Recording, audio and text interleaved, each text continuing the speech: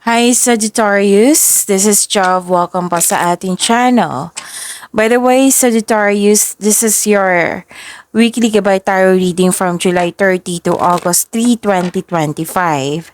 Gamitin ang reading na ito bilang gabay lamang. Kung naka-resonate kayo, comment down. Kung hindi kayo naka-resonate, ibigay niyo po sa iba kasi general reading po ito. This is for you, Sagittarius.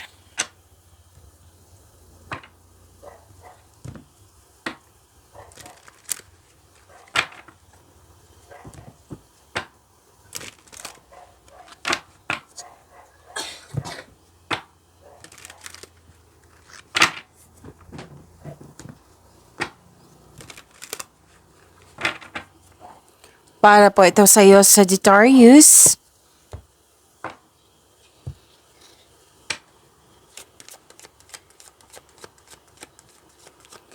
Maraming salamat po sa inyong patuloy na suporta at maraming salamat din po sa mga nag-donate at maraming salamat din po sa mga hindi nag-skip ng ads. Sa mga hindi po nag-subscribe, subscribe na po kayo at click bell notification para malaman nyo na may bago tayong video. Para sa mga gusto magpa-reading po, comment po kayo ng personal reading. Again, comment kayo ng personal reading and check my reply sa comment section.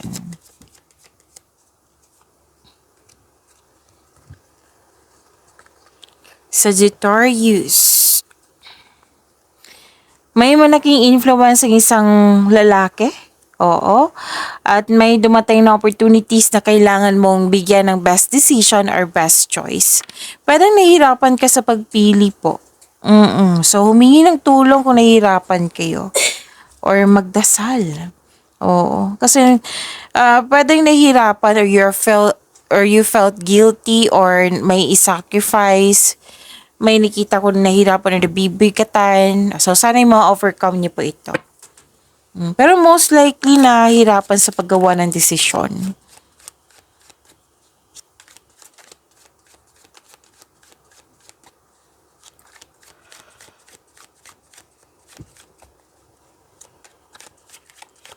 Energy po ni Sagittarius.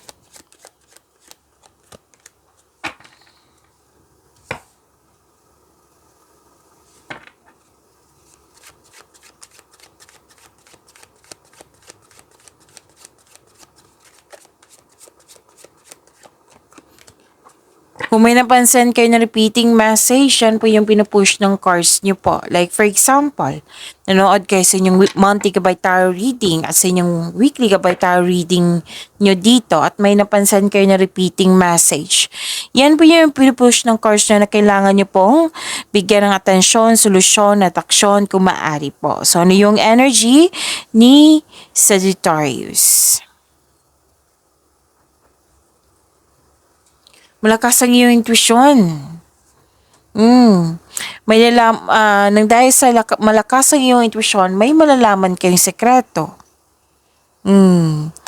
Makinig sa inyong intuition. The advice is, clear your mind and ask your heart for the answers you seek. Kasi naghahanap ka na sagot sa inyong mga katanungan dito. Solusyon sa inyong problema. So, sabi ng card dito, trust your own counsel first. Magtiwala po sa inyong sarili po.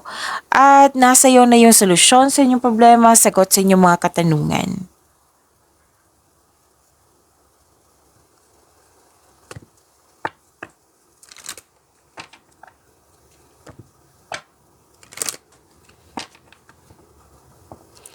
Okay, may parating na sacrifice na nakikita ko dito at dito rin.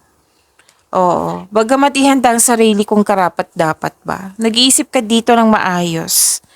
Oo, so, nagbabalanse ka dito kung ano yung pipiliin mo, kung ano nga yung gagawin mong desisyon.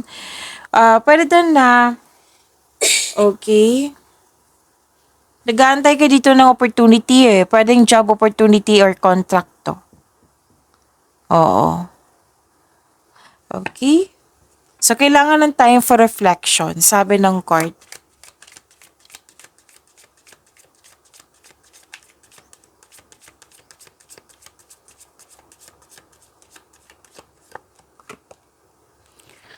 Sabi pa ni Archangel Raphael, give your cares and worries to us angels and allow us to take your burdens.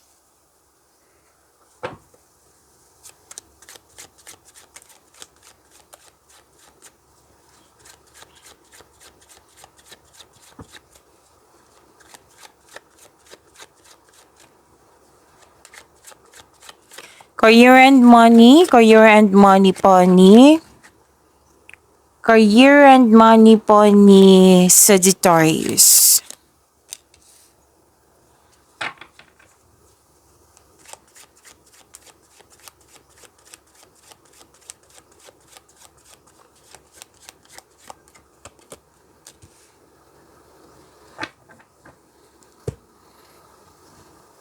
Ang ganda nito. Sagittarius, kasi nakita ko dito na may plano kayo ng grupo ng tao, pwedeng family mo ito, na magkaroon kayo ng negosyo. Or di kaya full support yung grupo ng tao sa plano mo, sa layunin mo sa buhay. Plano mo para, pwedeng negosyo, oo. Pwede din itong grupo ng tao is your family. So this is about wealth, family, and inheritance. Maaring makatanggap kayo ng mana, pensyon, or retirement, or masaganang ani ng buhay. Nag-spend time kayo sa grupo ng tao, lalo na sa family mo. Nagsisave ka rin para sa kanila. May alok na negosyo dito, oh. Business partnership with close friends. May posibilidad din na bibili kayo ng property po. So kayo ay nagpahinga. Nakikita ko dito nagpahinga kayo.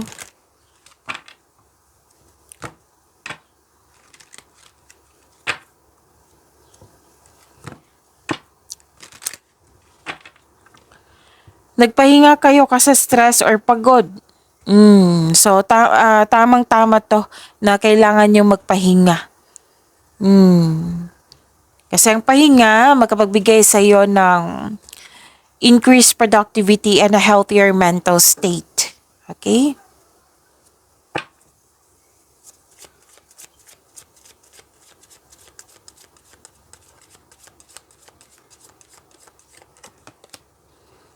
Social status. You will reach the heights of fame and society.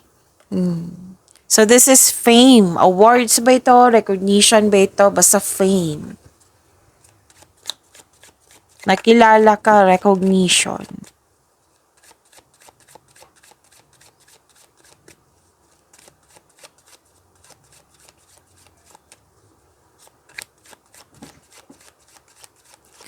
Love life, self-love, partnership, and romance ni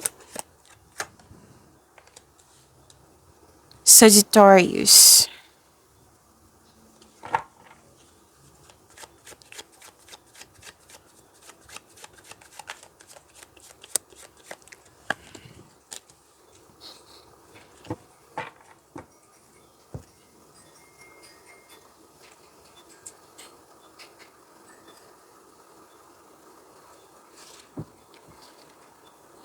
Okay, so this is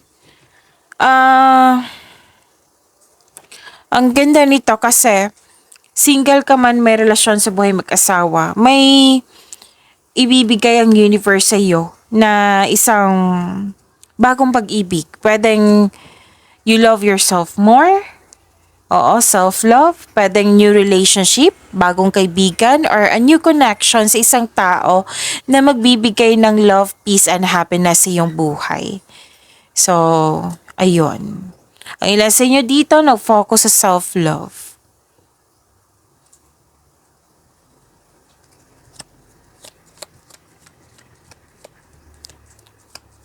Para sa mga single, huwag mag-alinlangan na mag-invest sa bagong relasyon.